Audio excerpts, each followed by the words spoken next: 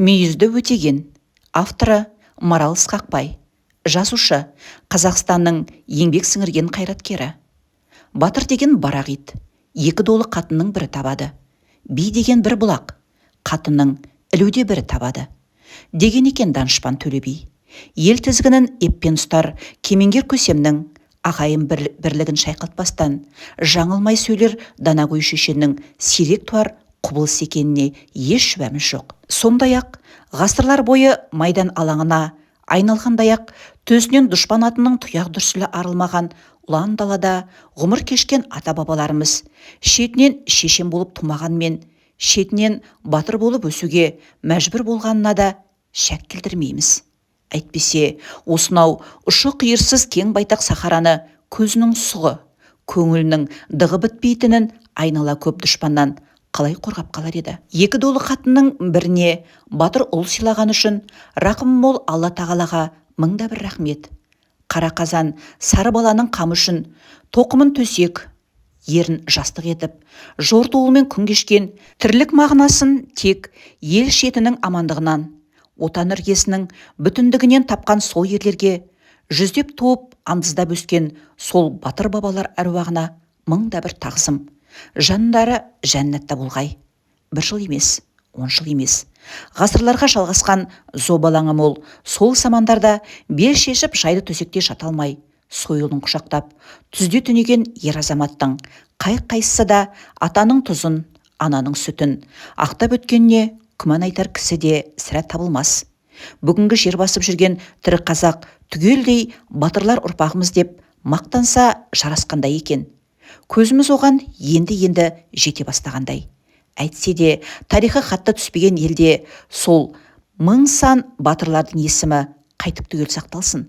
Әйтсе де көп ретте олардың істеген ерліктері тарих шаңының астына көміліп, ғасырлар қатпарында қалып кеткенде, тек алыстан талып естілген батырлар үніндей болып есімдері жеткен. Сондай ірі тұлғалардың бірі Өтеген батыр. Артына Төле бидің тарих атты көлемді қолжазба еңбек қалдырған белгілі халық ақыны Қазанғап Байболұлы. Менің білуімше, бұл кісінің 3 аты бар: Мүйізді Өтеген, Сері Өтеген, Батыр Өтеген дейді. Өз басым Сері Өтеген деген атында естіп едім деп жалған сөйлеп күнәһар бола алмаймын. Ал Өтеген әулие деген тағы бір есімі бары анық. Әулие деген киелі ұғым.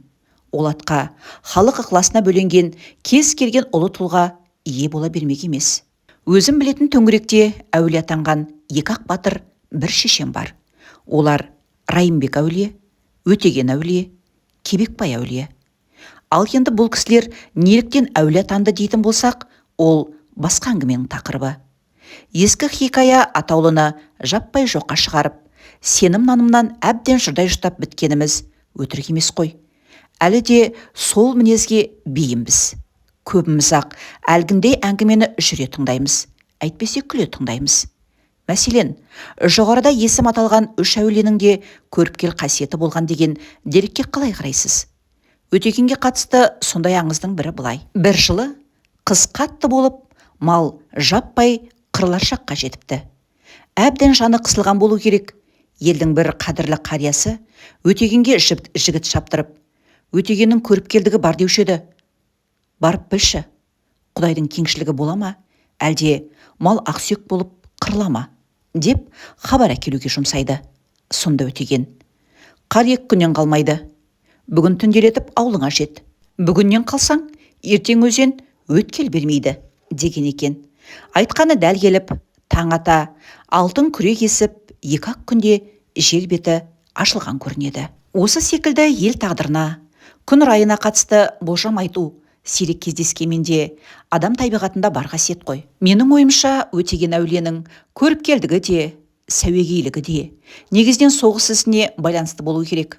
Өтеген батыр әшейін қара күштің есі ғана емес, кемеңгер қолбасы. Ол кісі пайдаланған, қазіргі тілмен айтсақ, дәл есептелген стратегиялық, тактикалық әдістер үнемі сәтті аяқталып отырса керекті.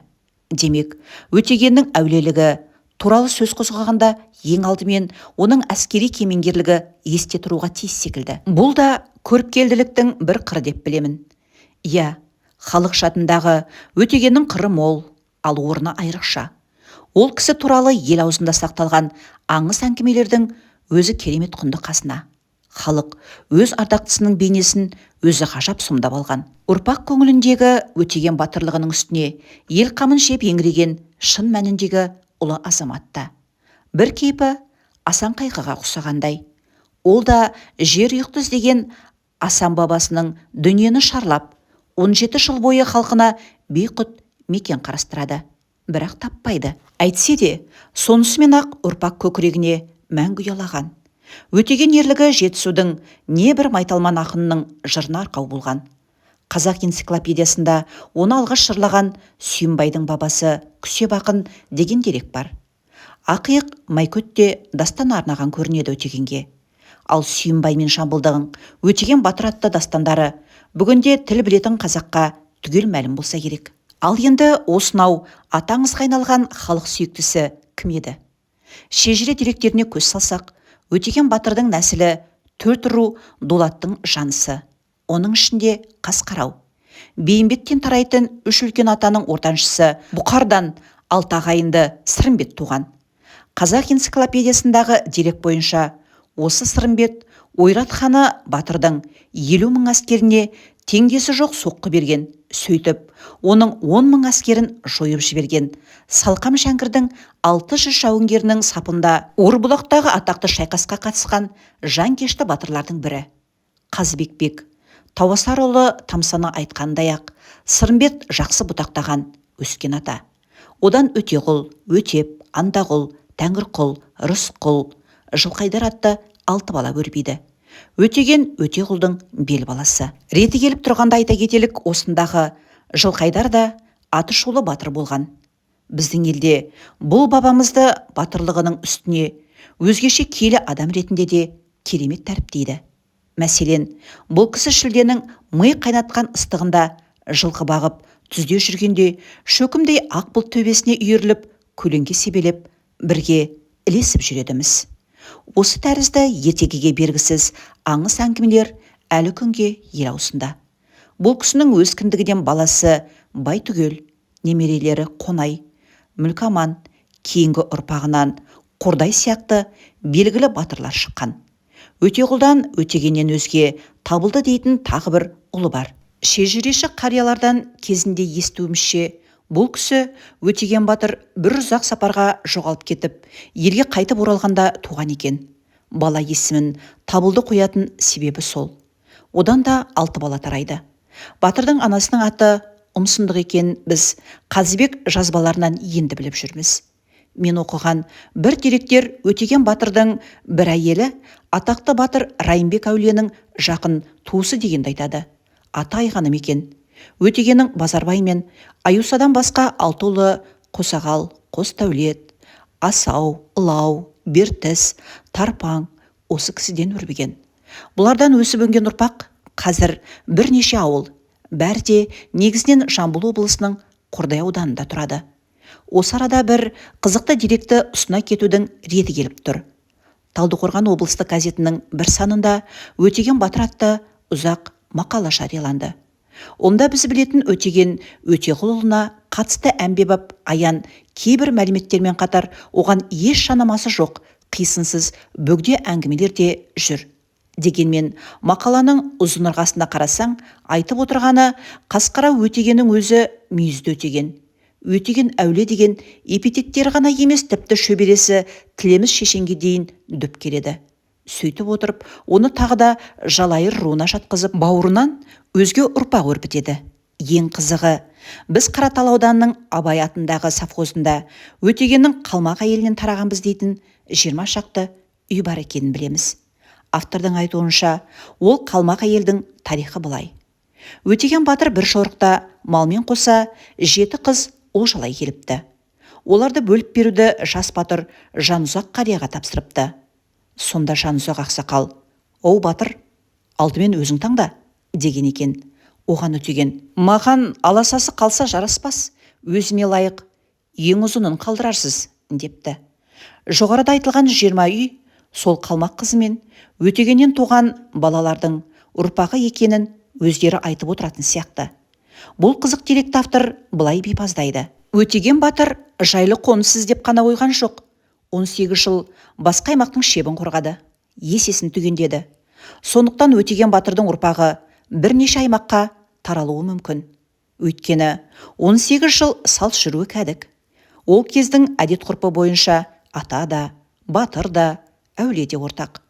Халықтың қасиетті ұлы Өтегенді ата-баба деуімізге бәріміз де хақылы сияқтымыз. Таласпалық дегенім. Дұрсақ. Біреу тегін танып тұрса, текке таласып неміз бар. Солай болуы да әжеп емес. Қазақ Совет энциклопедиясында Өтеген батыр 1699 жылы туып, 1773 жылы қайтыс болған деп көрсетілген. Қайда туып, қайда жерленгені айтылмапты. Қазыбек би Тауасарұлы, ол доңыз жылы туған, менен 1 жас үлкен. Ол да мен сияқты көктемгі аласапыранда дүниеге келген екен дейді. Балқабек Қыдырбекұлының зерттеуі бойынша Қазыбек бек 1692 жылы туып, 1776 жылы өлген. Демек Өтеген батыр 1691 жылғы ақпан-наурыз ішінде жарық дүние есігін ашқан болып шығады. Батырдың дәл қай жерде туғаны белгісіз. Біздегі бір дерек бойынша ол Шу өзені бойындағы Изенді деген жерде дүниеге келген.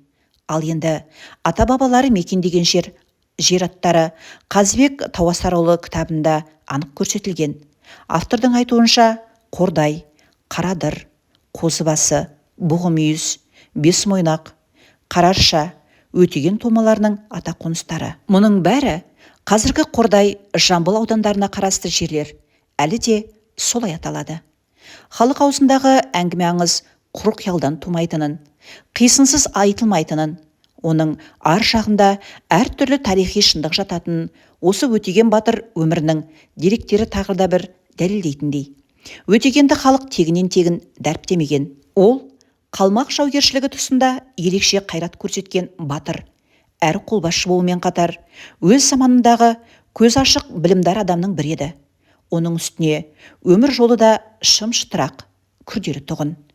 Өзінің болашақ досы, кіндіктері жабысып туғандай өмір бойы жұптарын жазбай бірге өткен жан серігі Қазыбек бек Тауасарұлынан 10 жасында дәріс алып, сауат сындырған Өтеген кейін онымен бірге Бұқара, Самарқандқа барып оқуын жалғастырады. Талағында биті бар білімге тойымсыз 2 бала Тауасар би мен Өтеғұл байдың дәулеті арқасында түстіктегі мұсылман елдеріне аттанып, Қабыл, Бағдат, Ыстамбұл қалаларындағы ғылым ордаларынан сусындайды.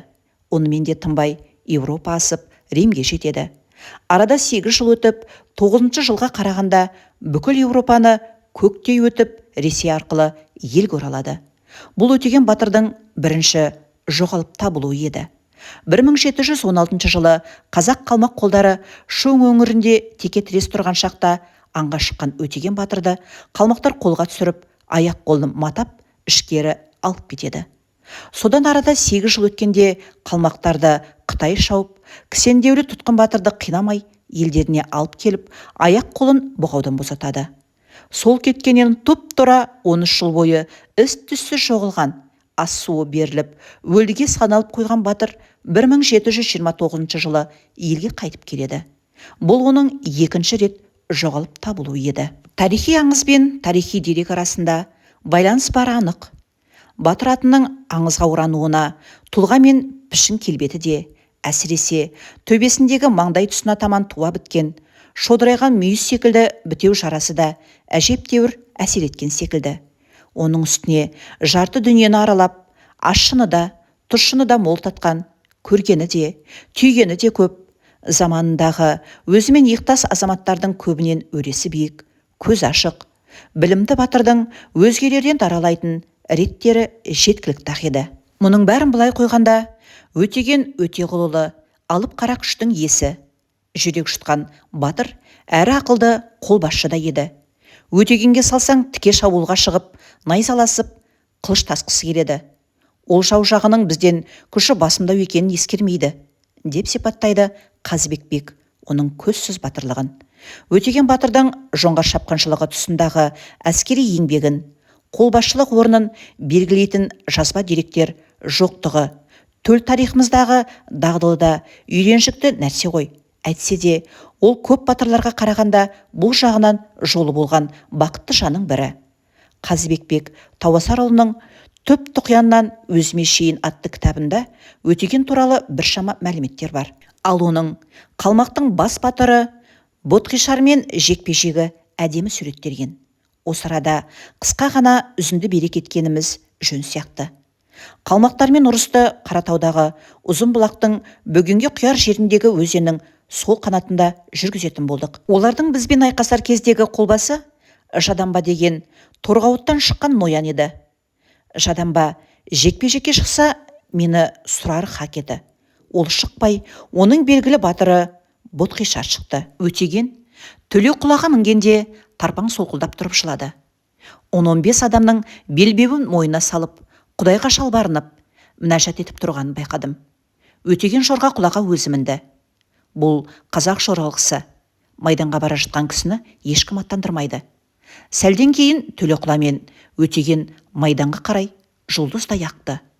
Арғы беттен ол да құлаға мінген Ботқишар шапты. Ортаға екеуі жеткенде найзаларының шақ-шақ еткен дыбысы шықты. Төле құла өзінің басалқалы жылқы екеніне қарамай, өте омыраулы жылқы екен. Арада бие сауым өткенде екі батыр бірін-бірі алса алмай, біріне бірі найзасында, қылышында дарыта алмады. Енді сәлден соң әбден терлеген, денесі қызған аттардың дыбысы да шыға бастады. Төле құланы Өтеген тура Ботқишар құласының жанына салды. Төле құла соншалықты омыраулы жылқы екен. Қалмақ құласын екпінімен омыраулатып ығыстырып жіберді. Қалмақ құласы шыдамай әрі бұрыла бергенде Өтеген Ботқишарды бүйірден салып жіберді. Ботқишар аттан аунады. Дарымады деп тұрдық біз. Бірақ Өтегеннің кіріп кеткен найзасы шықпай, ол әлі ат үстінде еді. Өтеген қалмаққа енген найзасын қос қолдап қайта татқанда шамасы суырылды білем. Ботқишар аттан құлап бара жатты. Қалмақтар жағы шулап кетті. Құлады, құрыды деп қазақтар тұрды. Батырының жеңгеніне жылап жіберген қазақтар да болды. Бұл Өтеген өміріндегі бір ғана оқиға. Осындай жекпе-жекке Өтеген қанша мәрте шықты екен десеңізші. Қай жерде тағы қандай сүргін соғыс салды екен десеңізші. Әттең шіркін, соның бәрі бізге түгел жетелмеді. Тек әйтеуір білетініміз, оның қалмақ басқыншыларына қарсы жүргізілген Ұлы Отан соғысына бастан аяқ қатысып, қазақ елінің түстігін, жетісу жерін түгелдей жаудан азат етуге зор еңбек сіңіргені, Түркістан маңындағы кескілескен ұрыстарға, Аңырақайдағы әйгілі шайқасқа қатысқаны, және де ол қатардағы жауынгер емес, қолбасшы ретінде мыңдаған, жүздеген қас батырлардан абырой асырып, халық сүйіспеншілігіне бөленгені, атаңызға айналып, ақындар жырына өлмес тақырып болғаны. Қазыбек Тауасарұлы өзінің «Түп құяннан өзіме шейін» атты кітабында Өтеген екеуміз менің 10 жасымнан бастап бірге болдық та, өлі өлгенше ажырамадық деп жазады. Қалмақ жаугершілігі Жетісуға дендей енгенге дейін Өтеғұл бай Іле өзенінің оң жағасын мекендеді. Кейін Жетісу жері жаудан тазарғасын Өтеген елі тағы да Іле бойына дейін ұзап көшуге мүмкіндік алады. Әуелден еншісі бөлінбегендей ауылық аралас, қойы қоралас жататын Шапрашты дулаттың екі ұлы перзенті қос батыры қоныстарын қатар тігіп, жұптарын жазбай ғұмыр кешеді. Осы арада екі батырдың әрі бір-біріне, әрі кейінгі ұрпақ үшін тындырып кеткен тағы бір еңбегіне еріксіз тәнті екенімізді айта кету парыз сияқты. Қазыбек Тауасарұлы өзінің «Түп құяннан өзіме шейін» атты кітабында Өтеген туралы көптеген мәлімет беріп, оның батырлық тұлғасында, азаматтық келбетінде біраз сомдаған. Ол қазір көпшілікке жақсы таныс болып үлгерді. Ал енді сол кітаптың алғашқы бетінде басылған автор суретінің Өтеген батыр қолынан шыққан туынды екенін әркім біле бермес. Егер назарларыңыз түскен болса, байқаған шығарсыздар. Сол суреттің оң жақ бұрышында араб әрпімен жазылған Қазыбек, сурет рәсімі Өтеген деген сөздер тұр. Кезінде жарты дүниені кезіп білім жинаған екі жас Рим еліне де жетіп, сурет және музыка өнерін үйренген ғой. Соның жемісі осы. Бұл өзі Өтегеннің тарих сахнасында досына жасаған еруге қару еңбегі іспеттес. Сонымен қатар, дәл бүгінгі суретшілер үшін ғибрат берерлік те мәні бар. Өздеріңіз көріп жүрсіздер, соңғы кезде баяғы батырлар мен ақындардың суретін салушылар көбейіп кетті. Осыған байланысты бір қайран қалатынымыз, бәрібір қалыптан шыққандай бір-бірінен айнымайдақ, шетінен сұлу, ат шақты, құрмұрынды, тіпті көз қиықтарына шейін дәл түседі-ау. Егер солардың ортасына Қазыбек бек суретін қоя салса, еш қайсына ұқсамайтын, тіпті бет әлпетінен мінезі көрініп тұрғандай мүлдем бөтен бейнені бірден аңғарар едіңіз. Міне, Төлтума дегеннің құдіреті. 80-нен асып қайтыс болған Өтеген батыр әуелде Іле өзенінің бойына, Шеңгелді деген жерге, қазіргі Қапшағай су қоймасының табанына жерленген. Кейін Қапшағай қылтасынан бөгет салынған кезде ұрпақтары Батыр баба сүйегін Қордай ауданына, қазіргі Өтеген ауылы аталатын елді мекенге апарып қайта жерледі. Өтеген батыр әуелден ақ Құдай тағала рахметімен маңдайына аңыз болу жазылған адам секілді. Тірлігінде алталашқа тағы озған батырдың дақпырты көзі жұмылғасында саябырсымаған. Халық оның әруағына сыйынып, қабіріне зиярат етуге көшті. Созалаң науқанға ұшыраған дімкәстер, құрсақ көтермеген қап көңіл келіншектер құрбандық малын сойып, әкеп, әулие бабаның басына түнейтін болған. Ауруынан айығып кеткендер, перзент сүйіп, ерні жібігендер санын тізімге алып, есебін жүргізген ешкім жоқ. Әрине, бірақ әйтеуір әруақтың ондай шарапаты тигені даусыз. Бұрынғы аңыздарға жаңа аңыздар қосылып жататында сондықтанды.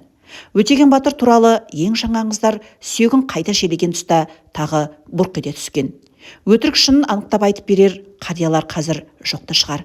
Кезінде естуімізше, батырдың тікелей ұрпағы саналатын сол тұстағы қариялардың біріне әулие бабасы аян беріп, сендер мені осылай су астында қалдырасыңдар ма? Жоқ ауыстырып желейсіңдер ме? Деп салмақ сала сөйлейдіміз. Бәлкім бұл ел құлағы елу демекші, Іле арнасы су астында қалатынын естіп, бабасының жайын ойлап қиналып жүрген алаң көңілдің әсерінен де болар. Қалай дегенмен де сол қария баба кіндігінен өрбіген, өзге де тұстас туыстарының басын қосып, ақылдаса келіп, батыр сүйегін су астында қалдырмай, ауылдарына кеп жерлеуге бәтуаласады. Боз бие сойып, бет сипасады. Ақым аузы Іленің қамысымен қаланған екен. Сап-сары болып, сол күйі сақталыпты дегенді айтып жүрді сол кездегі елдегі қариялар. Бұл бір жаңа аңыздың ұшығы. Екіншісі, тіпті жүрек терберлік. Айтушылардың сөзіне қарағанда, батыр зиратын қазып, сүйегін аларда. Сол маңдағы тұрғындар мол жиналған көрінеді.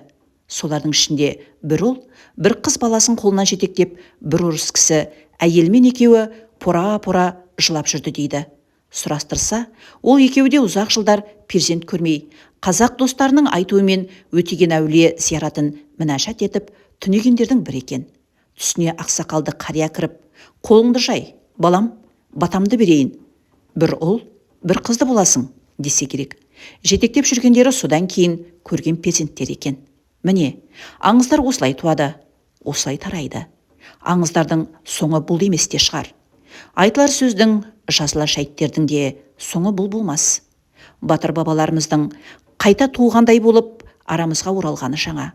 Отанның азаттығы үшін арпалысқан қас батырлар еліміз егемендік алумен бірге арамызға қайта оралу да заңдылық.